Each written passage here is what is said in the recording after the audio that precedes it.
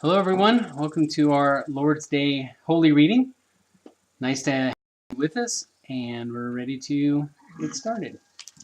All right, welcome everybody here, and continuing on with a treatise of self-denial by Thomas Manton. It's actually week 6 already, and we'll be in it for quite a while, so we're thankful for that, Lord willing. Last week we had reached, we completed point 2 of the introduction. We have done number 1, the extent of self-denial, then number 2, reasons for this duty, which we completed last week, and now thirdly, Mr. Manton says that, and it's the whole thing is the signs by which we may know whether we are omitting or practicing this self-denial. Thirdly, the notes and signs of self-denial. And while I'm thinking about it, we'll have a little bit of Thomas Watson too, continuing on in his treatise, his short, well, it's not a treatise, but it's a write-up on self-denial that we've been going through a little bit. And if there's time at the end, there's maybe a little offshoot on another subject that Mr. Manton raises here in this today. So anyway, we'll see. Exclusive notes for conviction, how we may know when self is in dominion, and sovereignty, which is quite a way to put it. Yourself is sovereign. So how we may know when self is in dominion and sovereignty. It is a sign self is exalted and in dominion, number 1, when a man did never set himself to thwart his own desires. That's probably a pretty good sign, never. When a man did never set himself to thwart his own desires. Carnal indulgence makes lust a wanton. When we conquer our lusts,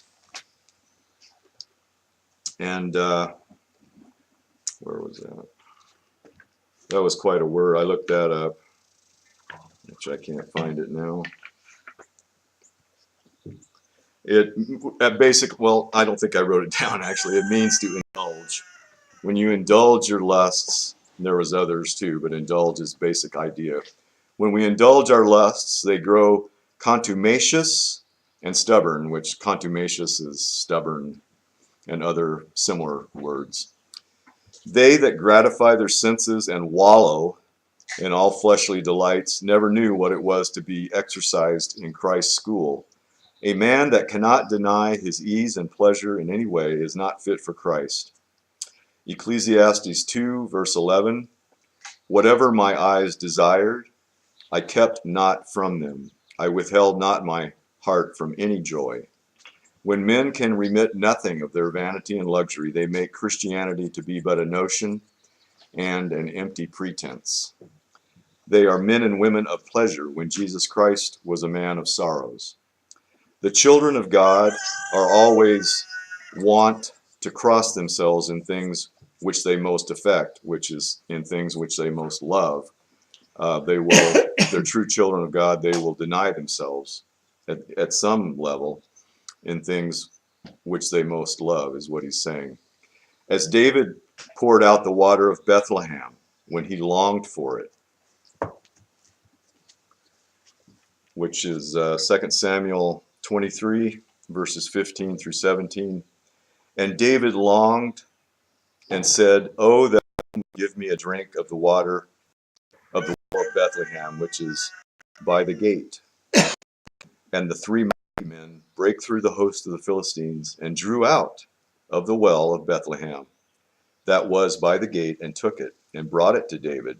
Nevertheless, he would not drink thereof, but poured it out unto the Lord.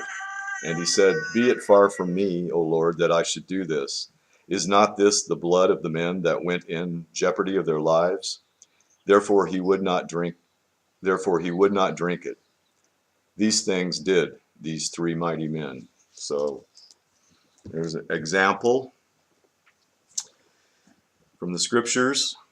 It is good sometimes to make such an experiment upon ourselves. We may find out many images of jealousy if we would try whether we could deny ourselves in what we most love. Number two, by an impatiency in our natures when we are crossed by others. Self seems to be a very delicate and tender thing. We cannot endure to be crossed. We cannot endure to be crossed in our opinions and interests, or in the accomplishment of our lusts.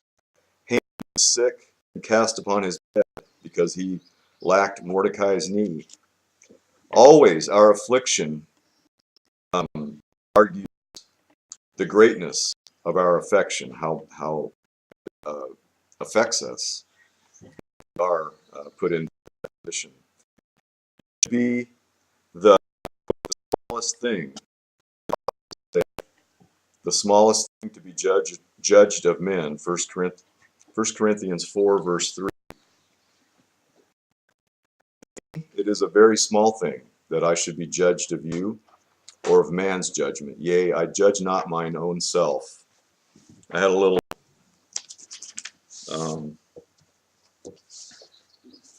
commentary from John Gill on this verse. But with me it is a very small thing. It stood for little or nothing. Was no account with him, judgment and censures. I want to hear because that it was clear what Paul was talking about. It stood for little or nothing, was of no account with him. What judgments were passed to him by men with regard to his faithfulness in the ministry, not even by the Corinthians themselves. That I should be judged of you. Now here's the main thing. Not that the apostle declined or despised the judgment of a church of Christ, rightly disposed and met together in the fear of God, to try, prove, and judge of his ministry and his fidelity in it. But he made no account of theirs. The Corinthians, and slighted it as being under bad influence, the influence of the false teachers, who had insinuated many things among them to the prejudice of the apostles' character. Wherefore he set it at naught and rejected it, and rightly refused to submit to it, and indeed mere human judgment. So I thought that was good to look into the whole meaning of that. When men have set a high price and value upon themselves, it's very true, they are vexed when others come up to their price. John died for crossing Herod in his his gourd to be a piece of it too much, as by his great vexation it. And murmuring show what is the tender part of our soul and what we have of ourselves. Point 3, when a man is loath to be a loser by religion. Some are of cheap and vile spirit. They love a gospel without charges. As the apostle speaks in 1 Corinthians 9, what is my reward then? Verily, that when I preach the gospel, I may make the gospel of Christ without charge, that I abuse. So that's opposed to the mindset of the modern church in the main. Many are content to serve God so as they may be at no expense. Look, as we should count and reckon upon the charges we profess religion, so after we should review things. We should ask conscience what it hath cost us to be expensive been at the special Christ religion. David would not serve God with that which cost him not. If a man his way to such and such a place is encumbered with briars, this is just a great word. If a man were told that his way to such a place is encumbered with briars and thorns, and that he must ride through many dirty lanes and must look for scratching brambles and miry places. Now when he seeth nothing but a green and pleasant path, you would think, he had mistaken and lost his way. So when you are told your way to heaven is a straight way, and that religion will put you upon self-denial of your pleasure, profit, and carnal, and yet you never wrestled with your lusts, nor quitted anything for Christ, and meet with nothing but pleasure, profit, and delight in the profession of religion, you may well think that you are mistaken in the way, and it is a great sign you are yet to seek in the duty which Christ's scholars practice. So very well said by Mr. Manton. Number 4, when the heart is grieved for the good of others, which he means when something happens good. Something good happens to somebody else, you're not happy about it. When the heart is grieved for the good of others, it is a sign self is then in dominion. Many can rejoice and please themselves when God hath been glorified by some act of their own, but they are grieved when the work is done by others. Selfish and carnal men would fain make a monopoly of religion. Oh, consider, such a temper is a sign that self is too dear and near to us. We should be as glad if God be glorified by others as when ourselves are the instruments of his glory. Luther said, and they've got the Latin here, but I'll just read it in English. My design is that the work of God may be done, and if I be not worthy, let the work of God be done by others. So Paul in Philippians 1, verses 15 to 16, many preach the gospel, supposing to add affliction to my bonds. Yet if the gospel is preached, I therein and will rejoice. The gospel, he would rejoice and will rejoice. And the whole thing on that one is, some indeed preach Christ even of envy and strife, and some also of goodwill. The one preached Christ of contention, not sincerely, supposing to add affliction to my bonds.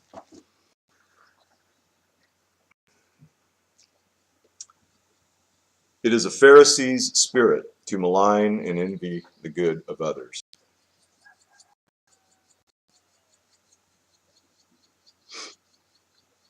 John 12, verses 19. Behold, all the world goes after him, and we prevail nothing. The Pharisees, etc. They were vexed Christ had so much of the respects of the people.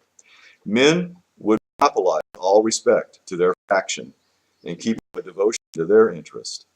This made the elder brother envy at the prodigal's return, which was in Luke 15. When we envy the gifts and graces of others and their esteem in the world, it is a sign self remains in sovereignty and dominion. Many, because they would shine alone, are apt to blast and censure the repute of others and malign the grace wrought in them, whereas we should rather rejoice therein. Point 5, when men care not how it goeth with the public, so they may promote their private interest. I mention this because as self is to be denied for God's sake, so it is to be denied for the good of others. There is self in opposition to God and self in opposition to the good of others. 1 Corinthians 10, verse 14, let no man seek his own, but everyone the good of others. As we are bound to promote the glory of God, so the good of one another too, especially the public good. Therefore the children of God have no heart or regard to their private conveniences when with the loss of the public. Similar to that statement a little bit ago, where the true children of God will have a regard for the public good. Therefore the children of God have no heart or regard to their private conveniences with the loss of the public. Moses, when God promiseth to prefer him, Exodus 32, verses 10 and 11, quote, let me alone, do not beseech me for this people, and I will make of thee a great nation. A composition, if he would cease his prayers, and tells him the Holy Spirit continue in his line instead of the line of Abraham, and all the rest of the tribes should be abolished. Yet it is said, Moses besought the Lord and desired mercy for the people. O Lord, let not thine anger kindle against thy heritage. It is no matter what becometh of me, so the people be safe.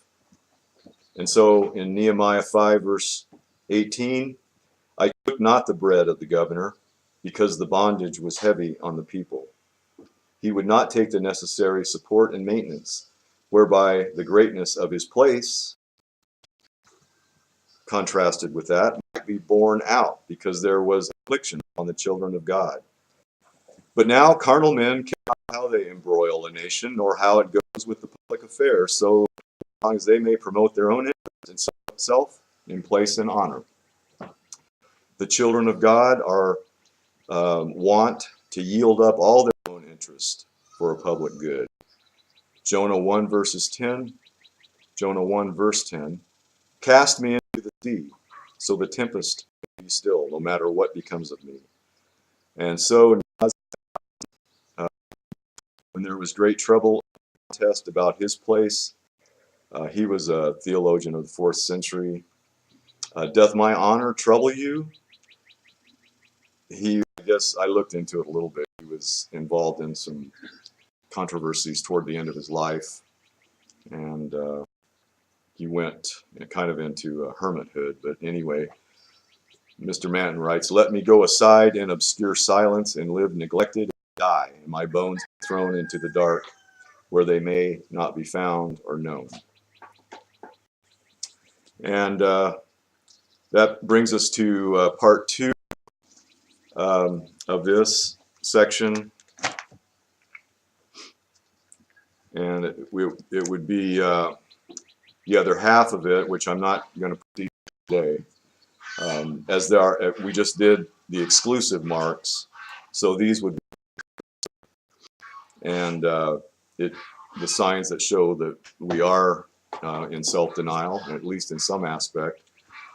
So I will leave off there so we can digest that, and I will, Lord willing, here do one point of Thomas Watson's The Duty of Self-Denial, come through his first 4 points, and number 5, which is very, very good.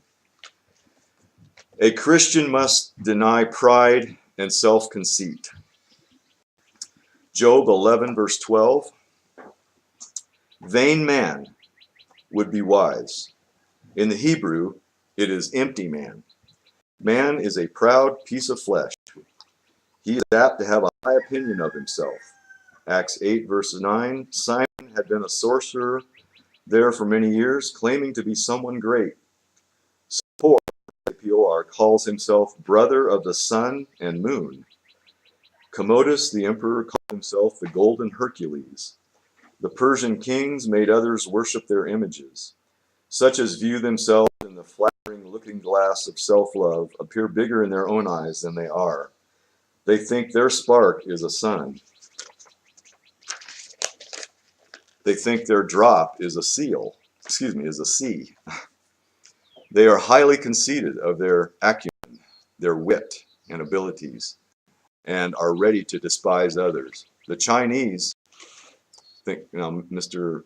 Watson is saying this, so back then, the Chinese think so highly of themselves, they say that Europe has one eye and they have two, and the rest of the world is blind. Deny self-conceit. Romans 3, I say to every man who is among you not to think of himself more highly than he ought to think. Proverbs 23:4, cease from your own wisdom. That's pretty succinct. It does not say cease from being wise, but from thinking yourself wise. Proverbs 3:7, do not be wise in your own eyes. Fear Jehovah and depart from evil. And Philippians 3, doing nothing according to party spirit or self-glory, but in humility, esteeming one another as surpassing yourselves, that you deny all high, supercilious thoughts of yourselves. Consider, self-conceit is a great sin. Chrysostom calls it the mother of hell. It is a kind of idolatry, a self-worshipping. Whatever noble endowments you have are borrowed. As the man said of the axe which fell in the water, 2 Kings 6:5, oh, master, it was borrowed. And what wise man would be proud of a jewel that was lent to him? What makes you better than anyone else? What do you have that God hasn't given you? And if all you have is God, why boast as though you have accomplished something on your own?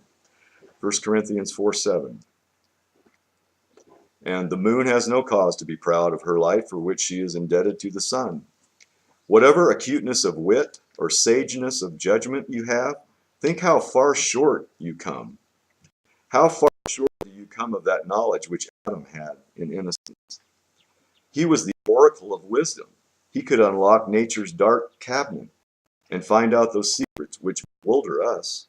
Adam had a full inspection into the cause of things. He was an angel. But how far short do you come of him? Your knowledge is checkered with ignorance. Say. There are hard knots in nature which cannot be easily untied, like why the lodestone draw iron and leave gold and pearl, or why the Nile should overflow in the summer when waters are usually lowest. Job 38, verses 24 and 25, where is the path to the origin of light? Where is the home of the east wind? Who created the channel for the torrents of rain? Who laid out the path for the lightning? Why is the sea higher than the earth and yet does not drown it? How do the bones grow in the womb? Ecclesiastes 11:5. Who can explain exactly how the body functions? He who sees clearest has a mist before his eyes. By eating of the tree of knowledge, we lost the key of knowledge. How far short do you come of that knowledge Satan has? He is called demon from his knowledge. We read of the depths of Satan, quote, Revelation 2:24, and his stratagems. 2 Corinthians 2:11. Satan is an intelligent spirit. Though he has lost his sanctity, yet not his knowledge. Though he has lost his breastplate, yet not his headpiece. He has wit enough to deceive the nations. Revelation 20:3. His understanding is nimble, and being compared with ours is like the swift flight of an eagle compared with the motion of a snail. Why then should anybody be puffed up with deceit of their knowledge, wherein the devil far outstrips them? How far short do you come of the knowledge they have who are perfected in glory? He who is higher than a dwarf may be lower than a giant. Such as excel others in natural are of lower stature than the glorified saints. 1 Corinthians 13:12, we see through a glass darkly. But the saints in us have a full-eyed vision of God. Their light, which burned here like smothered fire, is now blown up into a pure flame. A glorified young Christian knows more than the most profound theologians on earth. In heaven, all shadows fly away, the Son of Righteousness having risen there with his illustrious beams. This may pull down, should,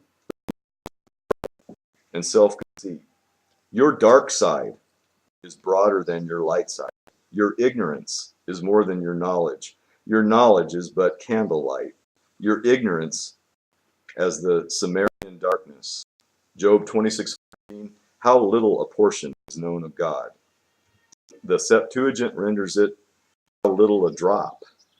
To imagine that we can comprehend the deity is as if we should think that we can measure the skies. Christians, the greatest part of your knowledge is not as much as the least part of your ignorance. This may demolish all proud imaginations. You have no cause to be conceited of the knowledge you have, but rather to be humbled for what you lack. Think of what a hell of sin you carry about you. What a hell of sin you carry about you. Sin is the accursed thing. John 15 is the quintessence. It is like a stain to beauty. It was typified by the menstrual cloth, which was the most unclean thing under the law. Though you have knowledge, sin eclipses it. It is as if a woman should have a fair face, but a cancer in her breast. Your knowledge does not so much adorn you as sin debases you. Grace can never thrive where pride and self-conceit grow. As a body with cancer cannot thrive, so neither can the soul thrive, which is concerned with pride and self-conceit. A proud head and heart.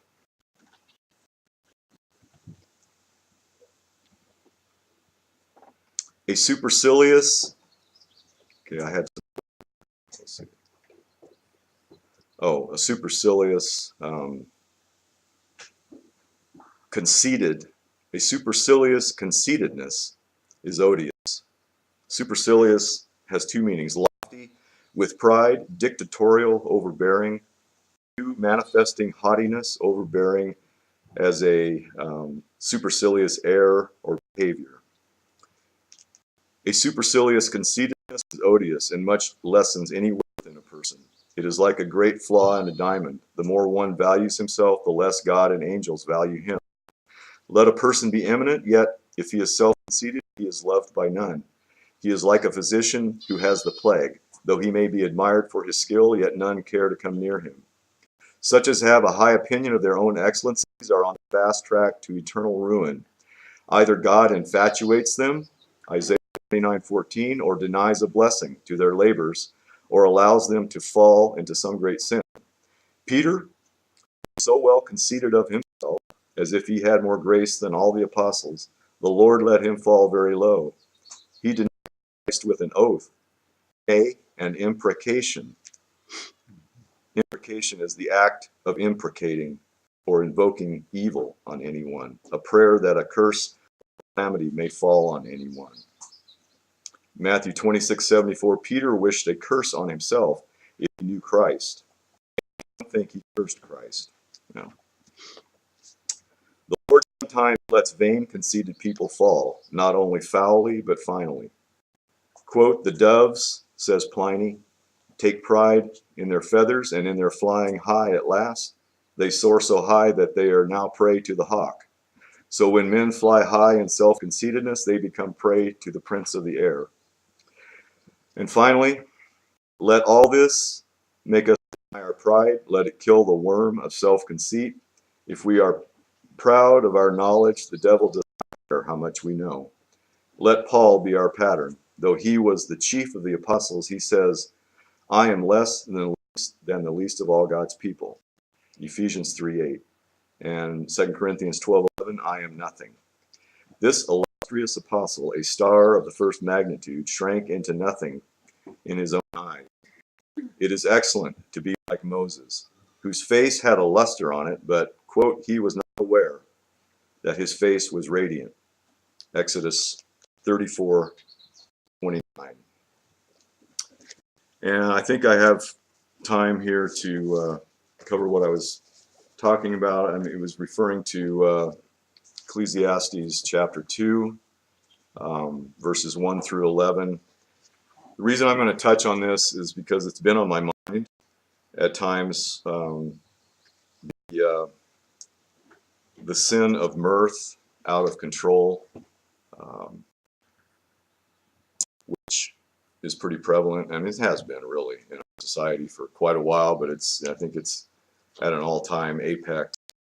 And I thought this is from Matthew Henry. I thought he says it very well. It should only take 10 minutes at the most. And this is again from Ecclesiastes 2, verses 1 through 11. Solomon here, in pursuit of the summum bonum, which is highest good, the felicity of man, turns out of his study, his library, his elaboratory, his council chamber, where he had in vain sought for it, the highest good. He goes into the park and the playhouse, his garden and his summer house. He exchanges the company of the philosophers and grave senators for that of the wits and the gallants and the beaux esprits of his court. Try if he could find true satisfaction and happiness among them. Here he takes a great step downward, from the noble pleasures of the intellect to the brutal ones of sense. Yet if he resolve to make a thorough trial, he must knock at this door, because here a great part of mankind imagine they have found that which he was in quest of. Number one, he resolved to try what mirth would do and the pleasures of wit, whether he should be happy if he constantly entertained himself and others with merry stories and jests, banter, and drollery. I thought drollery was a very descriptive word. Sportive tricks, buffoonery, comical stories, gestures, manners, or tales adapted to raise mirth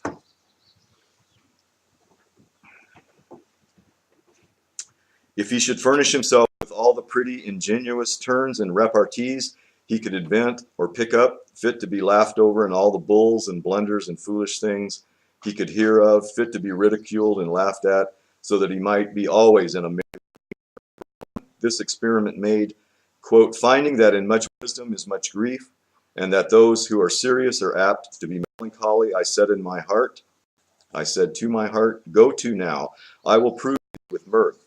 I will try if that will give thee satisfaction.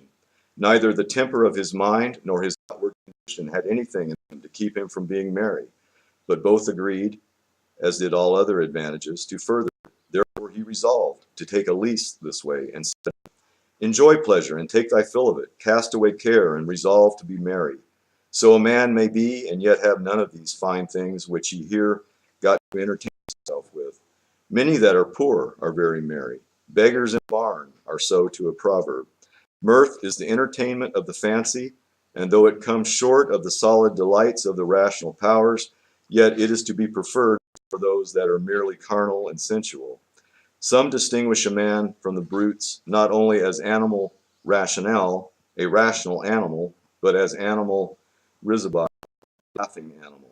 Therefore he that said to his soul, take thy ease, eat and drink, added, and be merry, for it was in order that he would eat and drink. Says Solomon, to laugh and be fat, to laugh and be happy. Number 2, the judgment he passed upon this experiment. Behold, this also is vanity, like all the rest. It yields no true satisfaction. I said of laughter, it is mad, or thou art mad, and therefore I will have nothing to do with thee. And of mirth, of all recreations and whatever pretends to be diverting, what doeth it, or what doest thou? Innocent mirth, soberly seasonable and moderately used, is a good thing. Fits for business, helps to soften the toil and chagrins of human life. But when it is excessive and immoderate, it is foolish and fruitless. Number 1, it does no good. What doeth it? Of what use is it? It will not avail to quiet a guilty conscience, no, nor to ease a sorrowful spirit. Nothing is more ungrateful than singing songs to a heavy heart. It will not satisfy the soul, nor ever yield it true content. It is but a palliative cure to the grievances of the present time. Great laughter commonly ends in a sigh. 2, it does a great deal of hurt. It is mad, when it's at those levels that he mentioned. It is mad, that is, it makes men mad. It transports men into many indecencies, which are a reproach to their reason and religion.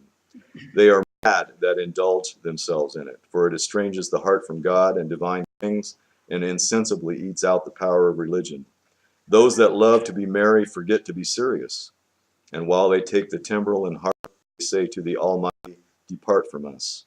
Job 21:12 and 14. We may, as Solomon, prove ourselves with mirth and judge of the state of our souls by this. How do we stand affected to it? Can we be merry and wise? Can we use it as sauce and not as food?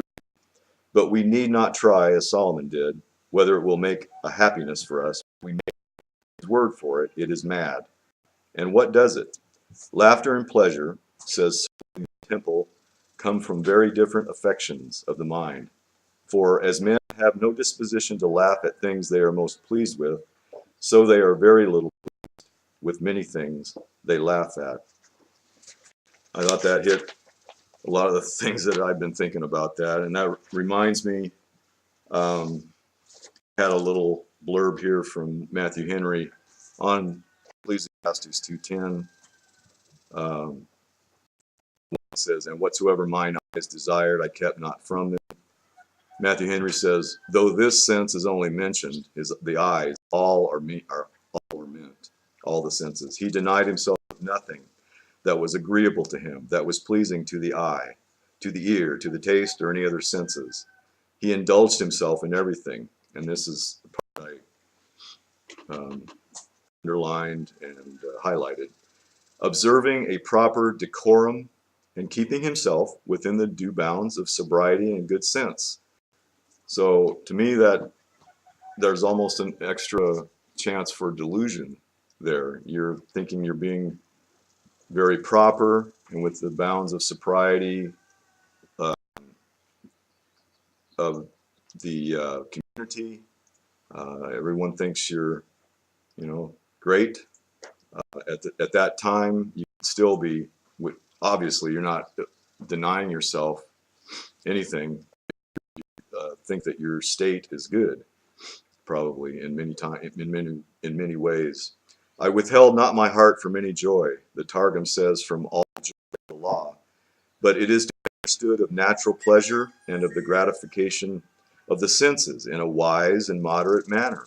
Again, he touches on that again, where that's why Mr. Manton brought it up, is denying yourself, well thought of by people, and in your own mind, you're a good Christian. For my heart rejoiced in all my labors. It may be you're not perceiving anything is amiss in that state. And the rest of it goes on to, that was Solomon's portion of all his labor. Pleasure was what he aimed at and what he enjoyed. And so anyway, that ties back into our message today from Mr. Manton. And we'll stop there. And next week, we'll get into the second half of Mr. Manton talking about how we know when we are on the right road of self-denial. So glad everybody could make it today, and may God bless you and teach you by His Spirit.